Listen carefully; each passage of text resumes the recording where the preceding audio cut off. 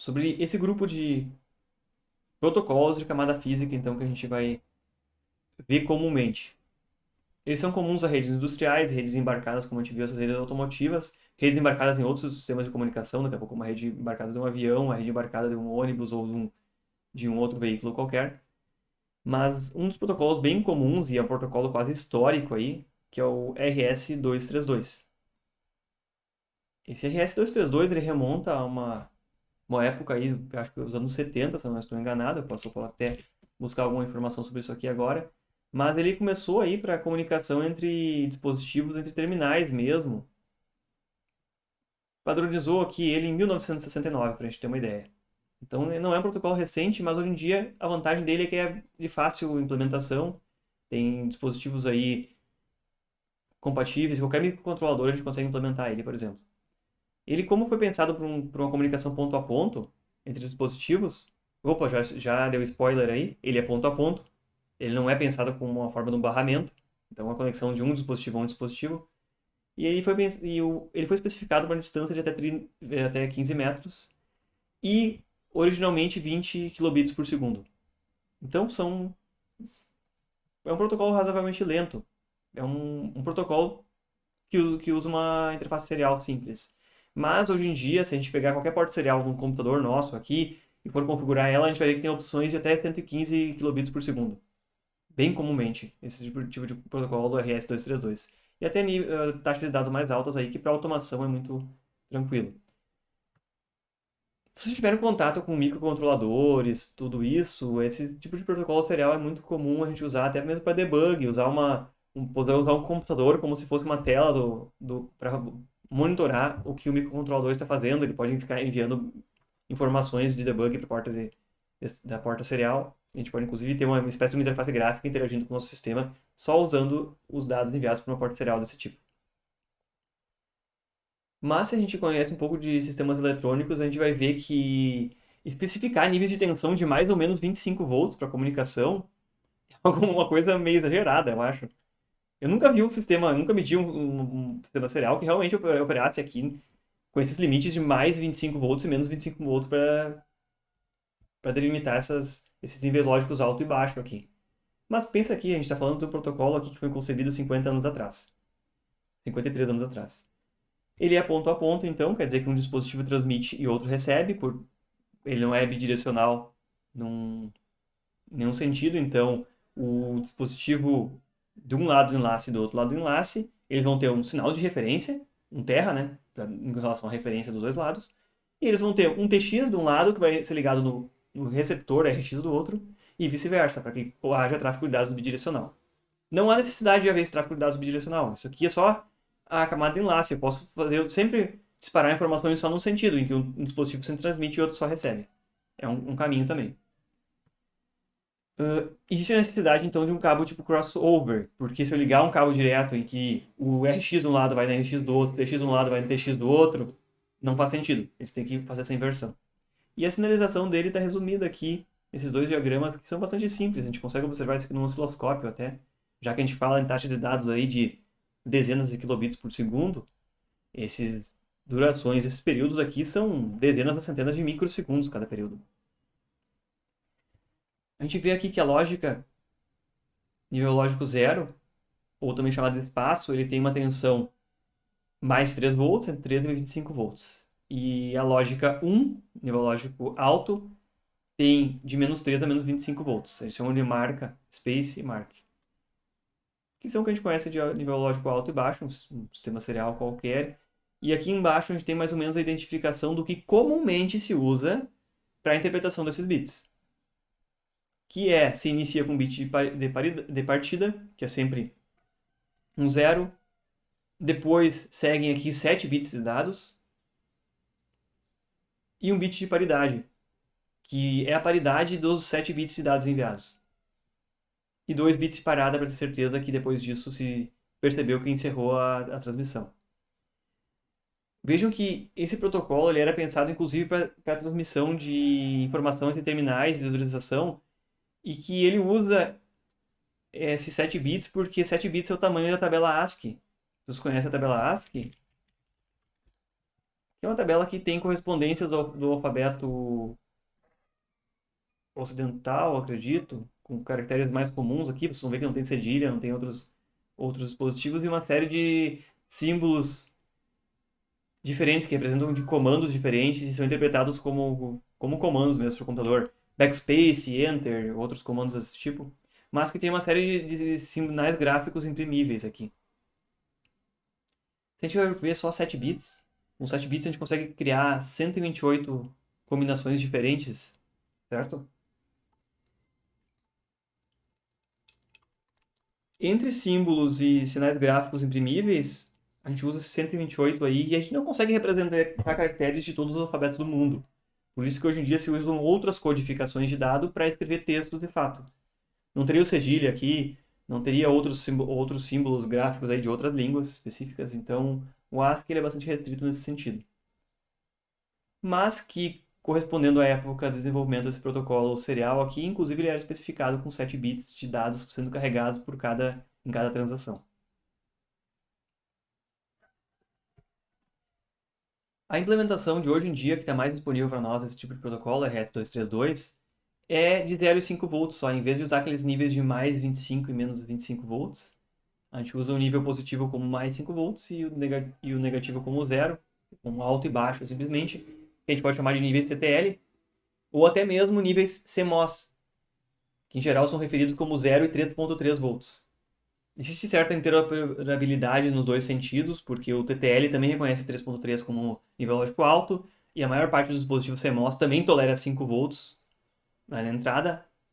Então existe uma certa possibilidade. Todos esses dispositivos que eu estou ilustrando aqui embaixo, esses conversores serial USB ou serial para outro, que envolvem a interface RS-232, eles operam nesses níveis de tensão. Então eles podem não ser 100% compatíveis com aquelas aplicações industriais que a gente viu lá que possam estar implementando a camada física com níveis de tensão bastante mais altos, de menos 25 a mais 25 no extremo, mas em geral ele tem certa compatibilidade entre os dispositivos. A gente vai ver que o RS-232 não é o mais utilizado. Mas ele é bastante simples de se construir, ele não requer nenhum tipo de isolação, ele não é diferencial, é bem simples a construção dele. E um conversor desse tipo aqui, até aqui embaixo, que a gente tem ilustrado aqui, USB do TTL, implementa RS-232, a gente consegue ver uma questão interessante aqui, que é tão simples esse protocolo que tem só 5 pinos no lado da interface RS-232, desse dispositivo que a gente está vendo aqui. A gente consegue ver a identificação dos pinos aqui. Então ele é bem simples. E ainda dois pinos aqui, eles estão só para fornecer alimentação, que são mais 5 volts e mais 3.3. Eles estão aqui só para fornecer uma alimentação auxiliar para um possível sistema que esteja do lado de fora. O que realmente é necessário para a comunicação nessa interface é o ground, que é a referência que tem que ser comum aos dois dispositivos. O TX, que é o pino em que esse dispositivo aqui vai transmitir informações, ou podemos chamar assim a saída de dados aqui, TX. E o RX, que é o pino onde esse dispositivo vai receber informações. Então essa interface requer aquela questão do crossover, que é o RX de um dispositivo não é ligado no RX do outro, é ligado no TX do outro, e vice-versa. Mas então é um protocolo bem simples, bem comum, a gente consegue achar por um valor aí bem razoável. Talvez R$ 10 um dispositivo desse faz uma conversão entre interface serial e um dispositivo e USB, por exemplo, hoje em dia. Não que o USB não seja um serial também, mas eu me refiro ao RS-232 para USB. Muito cuidado ao ligar esse tipo de dispositivo aqui num dispositivo de automação ou outro sistema eletrônico, e a referência, o ground deles tem que ser comum. Isso pode gerar um curto-circuito e danificar os dispositivos dos dois lados da interface. Não havendo mais perguntas sobre o RS-232, vocês querem conversar, tem alguma pergunta sobre ele?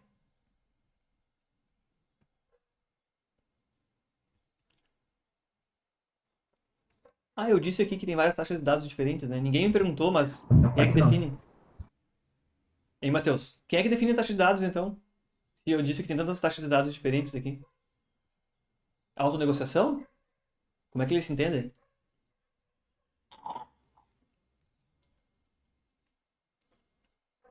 E aí, Eduardo, como é que esses dispositivos vão se entender dos dois lados da comunicação? Se eu digo que eles estão especificados para 20 kilobits, mas pode chegar até 115 kilobits por segundo.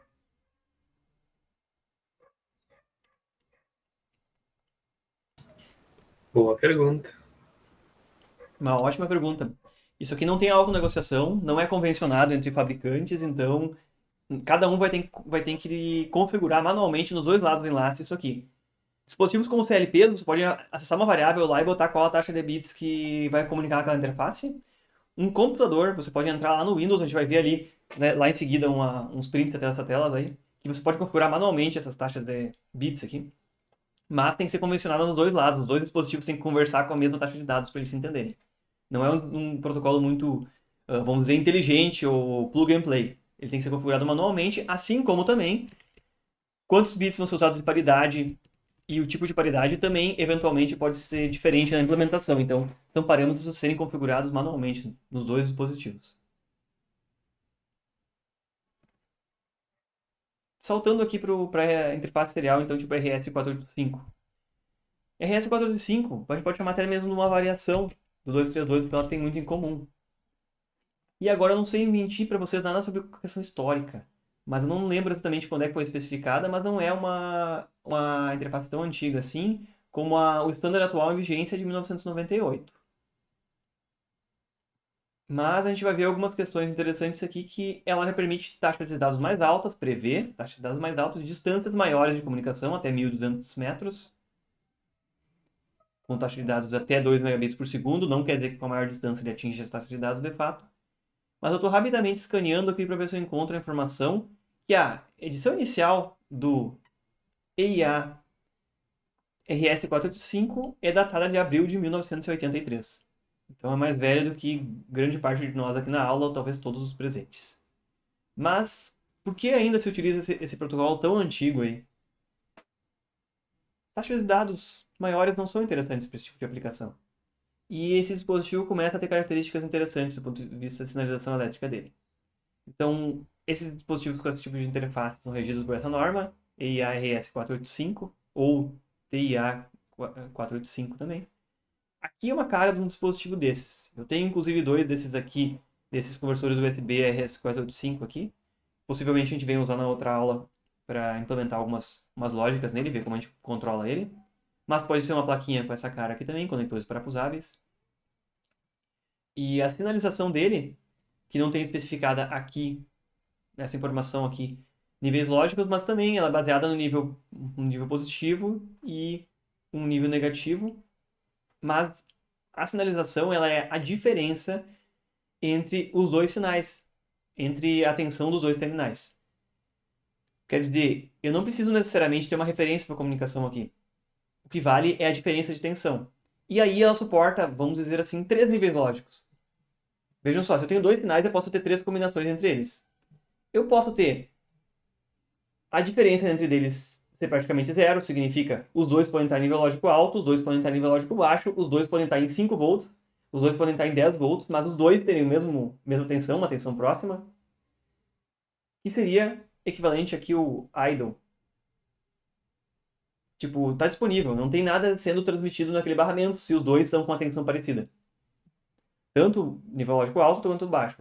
Não importa, os dois sinais têm uma tensão parecida.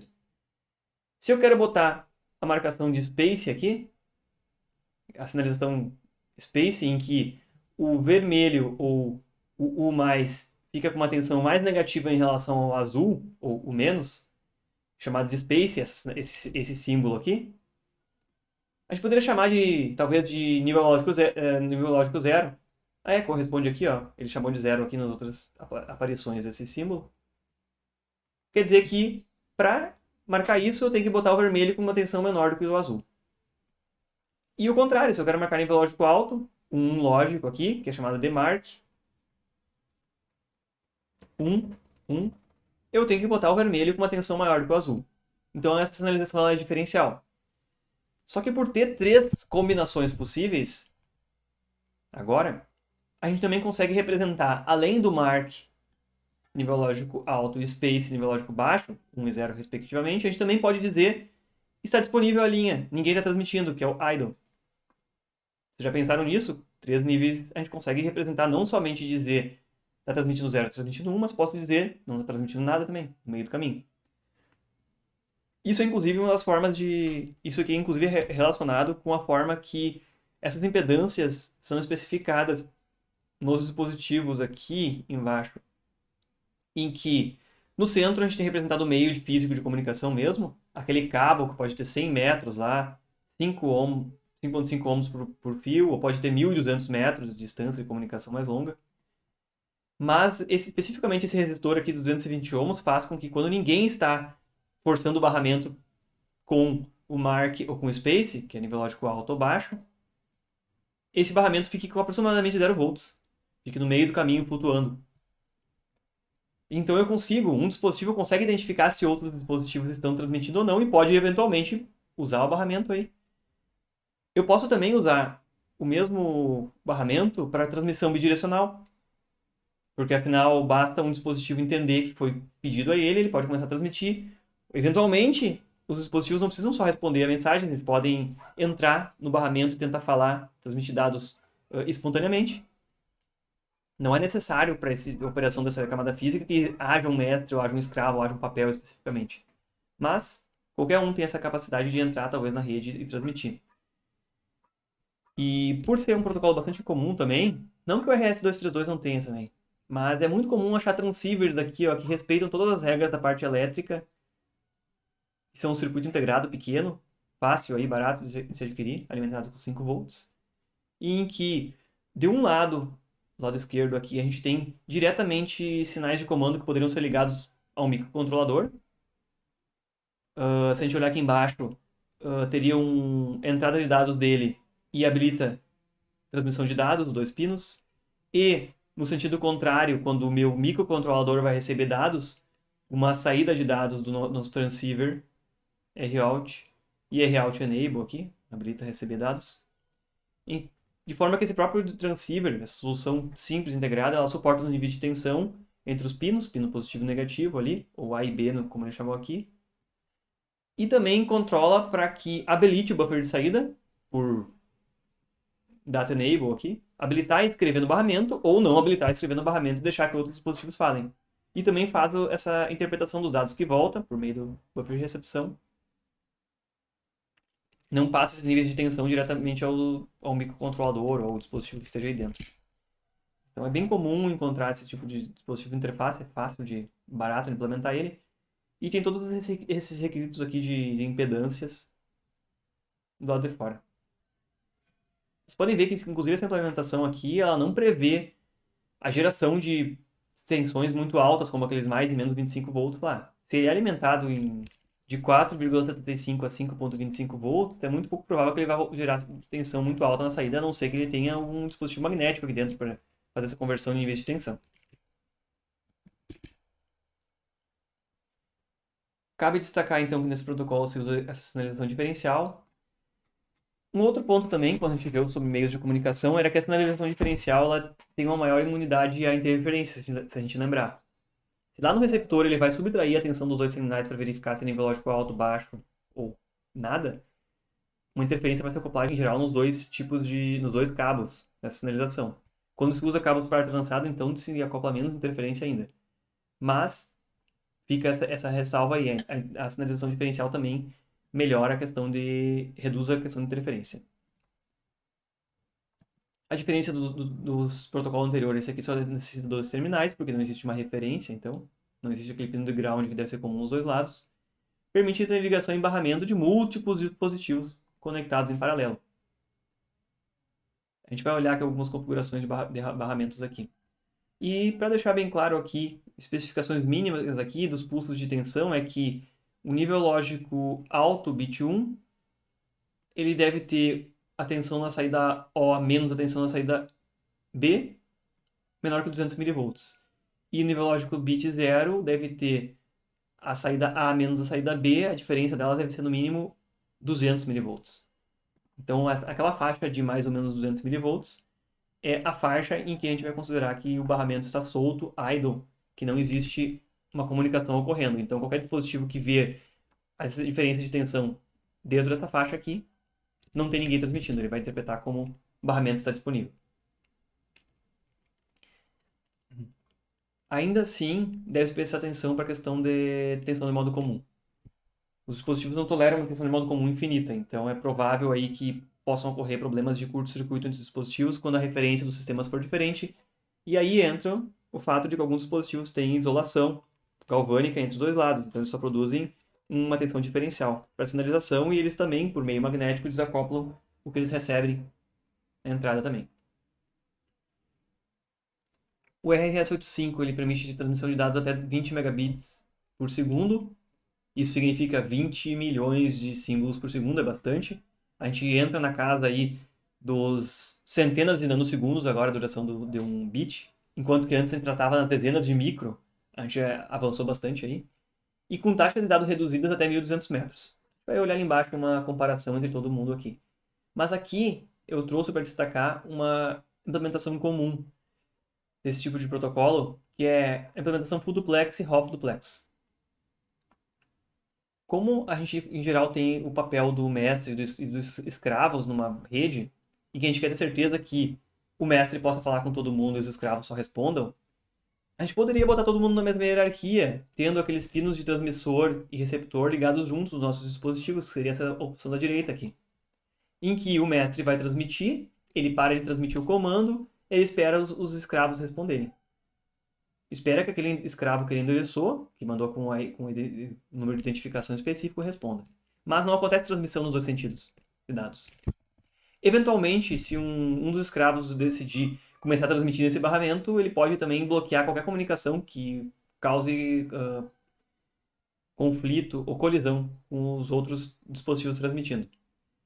Mas existe uma outra implementação, que é a implementação chamada full duplex, em que, se a gente observar em detalhes aqui, esses dispositivos de interface eles têm o lado do transmissor, vou aumentar o tamanho dessa ilustração aqui para a gente ver em detalhes. O lado do transmissor é ligado em um par de sinais e o lado do receptor é ligado em outro par de sinais. Como a gente vê aqui, o transmissor do mestre é ligado no barramento de baixo.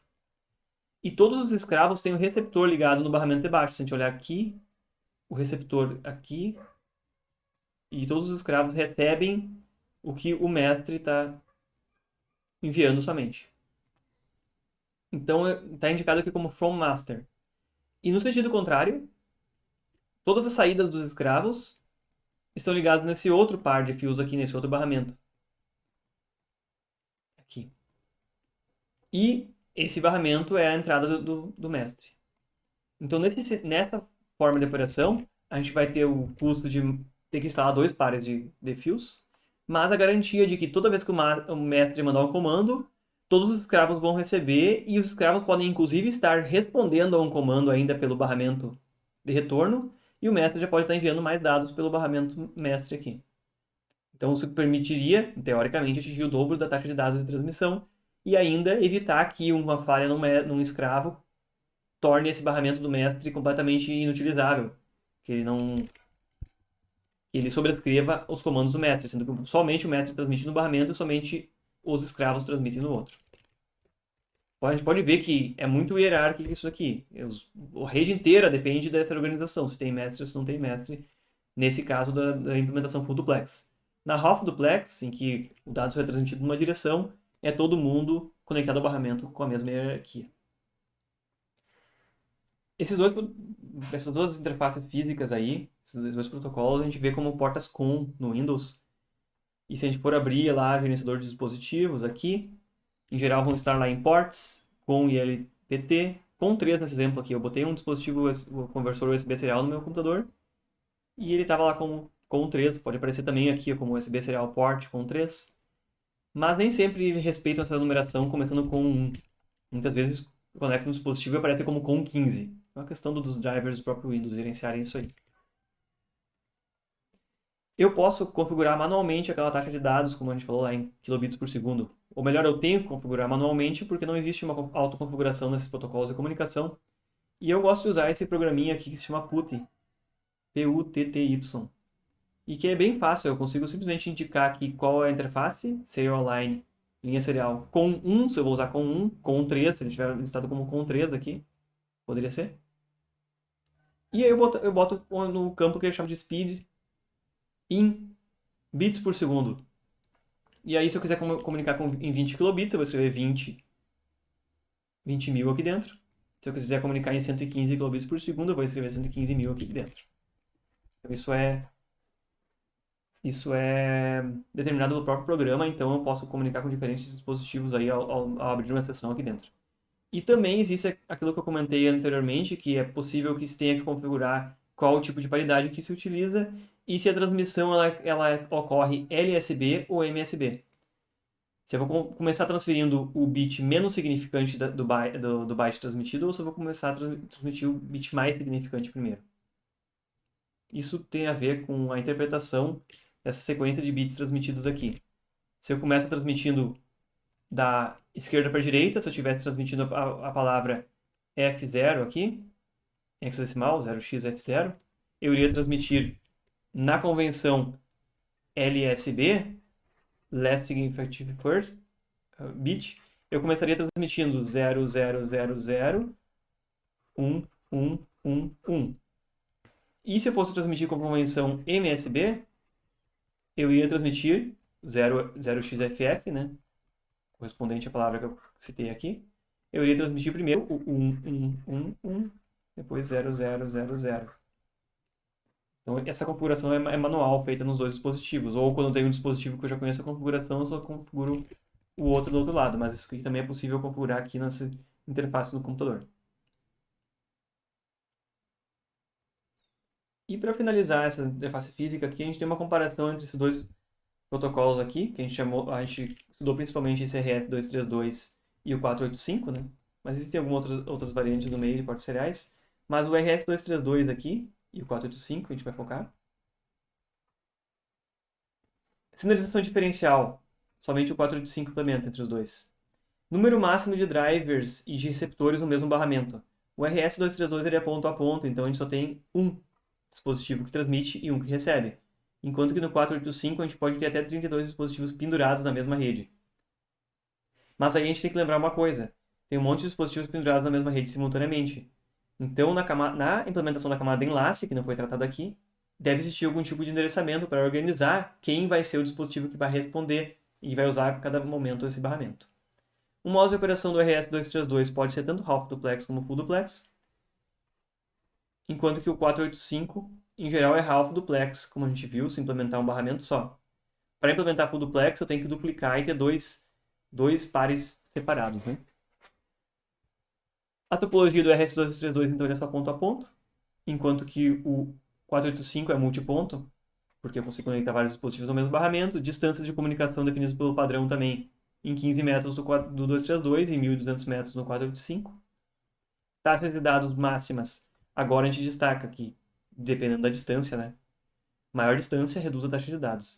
Enquanto que o RS-232 é especificado para a 12 metros, 20 kbps por segundo, ele pode eventualmente chegar a 1 kbit por segundo em 1.200 metros, mas não está exatamente contínuo no padrão isso aqui. O 485 ele permite até 35 megabits por segundo numa distância curta, ou 100 kilobits por segundo numa distância longa, a 1.200 metros. Por isso mesmo a gente vai ver que a maior parte dos dispositivos implementa RS-485. Ele é vantajoso em vários pontos aí. Aí algumas características elétricas. Qual a taxa de variação do sinal lá, a derivada da tensão, volts por microsegundo. Qual é a impedância de entrada do receptor. Qual é a capacidade de drive mínima que o transmissor tem que conseguir lidar. Um parâmetro chamado sensitividade aqui.